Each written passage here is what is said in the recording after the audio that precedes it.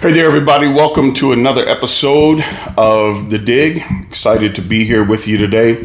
I wanted to talk about something that I experienced while I was pastoring two churches. And also while I was on staff at another church, something that was really important, I thought that we talked about, that I experienced, that I think a lot of people don't really recognize is going on. I believe that pastors do, and that's primarily who this is aimed at. But this is also set up for those of you who might be coming out of a situation where you, quote, have some church hurt.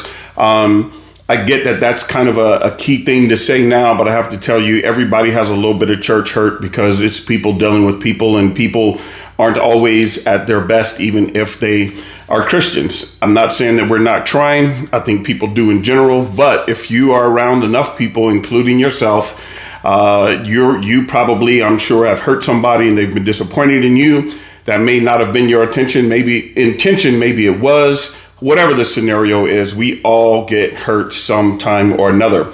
But let me share something with you that I think is really important for us to connect with here today. And that's this: when people are coming into your church and you're a pastor, you're a leader, you're an elder, you're a deacon, whatever kind of setup your church has, minister, whatever you might be, lay leader, small group leader, whatever the scenario is, I want you to keep something in mind. When people come into your church and they tell you that they've been hurt, they're hurt. They're telling you the truth. So there's a couple of things I think is important for us to really recognize. One of those things is they are not ready to serve in your ministry. So I just wanted to put that out there first and foremost. Hurt people are not ready to serve in your ministry. A lot of times what happens is, especially if your church is smaller, or you find out this person possesses some type of skill set that your church has long been praying for or in need of, because it's something that you did in some of your staff meetings where you want to go forward. And then you find this hurt person, they come into your church and they have this skill or ability, and then you immediately try to put them to work, and you immediately want to dismiss what happened to them and tell them that, hey, this happens to everybody, brother or sister. You just need to get back up there, keep trusting God and move on. While I believe they do need to keep trusting God, I also believe that they need a time of rest. I really do. Not only do they need a time of rest, I also think that they need a time of restoration. That person needs some restoration. They also need to be heard. They also need to develop, again, a place of trust. Because if you don't know exactly what took place with that person and you're just telling them, hey, that's not who we are, look around, look at our group, they don't know that. And again, their issue still hasn't been resolved. I think that we're cheapening who that person is and not allowing them to allow for the healing that I believe that God also wants for them to go through. Now, do I believe that a person should spend the rest of their lives saying that they were hurt by a church and that they're not going back? Absolutely not. I think that's a cop-out. And again, I also think that it speaks of that person saying, I would never do anything wrong to anybody. I'm such a good Christian. I think that we have to be careful of that, because that puts us in a space, in a place where I think it is really unhealthy. But I do believe that church leaders need to listen to these people when they come into your church. They're not ready to serve. They need to be there. They need to sit. They need to have somebody check in with them. They need to make sure they do need to get plugged in somewhere, but not necessarily serving somewhere. Let's get them cultivated back to where they were. Let's find out what happened to them and then work through the process of healing them. So let me tell you a couple of experiences and then let you go. The first one, when I pastored the church, I came from a larger ministry. And so a year and some change later, I planted a church in another city. And some of those people came. Some of those people left for some of the same reasons I did. But these people were hurt. But they came. Now, again, this is a year and a half later. So I didn't leave, just so I'm clear, I didn't leave and say, well, I can do something better, so let me go start this. That wasn't the case. Actually, I had worked corporately again and then felt led to plant this ministry a year and a half later. But either way, some of those people came and I knew what they were going through. They were hurting. They were struggling. But let me say this to you. This is the reason why I'm making this particular video, because I didn't do necessarily the right thing with those people. You know why? Because we were a new church plant, and I needed those hands and legs and arms and feet and skills and prayers.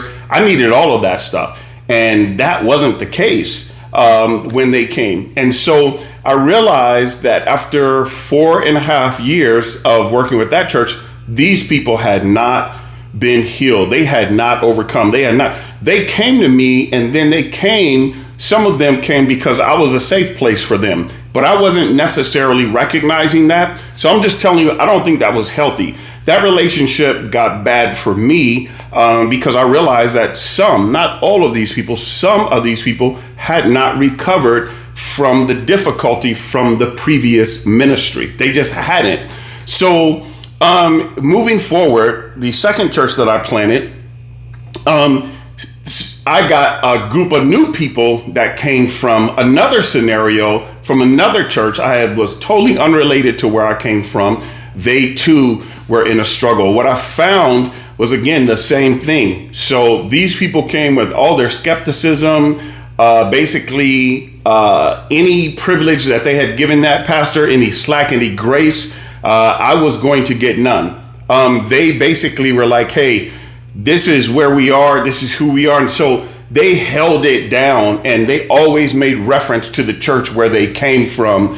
And they kept holding down this ideal of, I just came from this. I know I need to be connected somewhere, but I'm going to hold you accountable for what happened to me over there. These are folks that simply cannot serve in your ministry yet.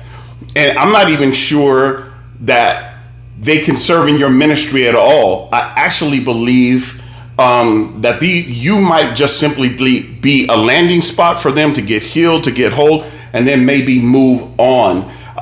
Because you might know too much, and they may have told you too much about it, and you see that, and then you have a hard time figuring out how to actually maneuver through those particular individuals. So I want to encourage you, if you're the person who's hurt, go in and say, this is where I am. I'm not ready to serve here. We'll continue to support your place financially, prayerfully, so on and so forth. But we just need a season of restoration. You should say that. If you're a leader of any capacity and you see these people, you too then should turn around and say to yourself, how can we serve you? How can we help you? How can we be a blessing to you? How can we continue to help you get back on track to where God wants you to be so you can continue to heal in your life? I just really felt like I needed to share this with people. I know this is really simple, but it's something that's overlooked because it happens all the time. And then you see it, and I talk to people over and over again who no longer now are even attending a church, don't even want to be bothered with the church, aren't even connected to a church because they jumped right back in. And even if what happened to them wasn't the exact same thing, they related it to it. And they're just like, I'm done with it. I don't want to deal with it. So on and so forth. I think it's both people's responsibility to check and see, is this a good thing for this person right now to get connected? Give it some time, even a year, maybe even longer if necessary. You can go without whatever your program is or find somebody else, continue down that pathway. But I think it's important that people have the right heart and mind to come into your space and your place, because then when they don't, and you see them, here's what happens, just default. Here's what happens. You will start to accuse them of simply being a person who doesn't have the heart of the house. They don't have the heart of the pastor. They don't have the vision of the house. They don't understand our culture. And yeah, I can see what that other pastor was saying, where they came from. This is just not a true statement. Not all the time. There may be some truth running through it, but not all of the time. And that's why it's important when you get people who come into your church that are hurt and you're a leader, you need to spend some time with them and find out what's going on, and then sit them. They'll tell you when they're ready to do things. And if you are the person who says that you're hurt, you need to sit down. I'm just putting it out there just like that. You need to sit down because you're going to be toxic to something. And it's already hard enough for pastors to pastor. I'm just being honest with you. It's hard enough to navigate people. It's hard enough to navigate emotions, feelings, all this other kind of stuff, your own things that you have going on in your life. So sit down. You don't need to be seen. You don't need to be known. You're okay. Just cop a squat, sit down, let God deal with your heart, get yourself restored, get yourself in right alignment again with the Lord, and allow God to just continue to move forward in your heart and in your life. And I think you'll be just fine. So for those of you who listen to this, I hope that it helped you. Y'all be blessed. I'll talk to you soon.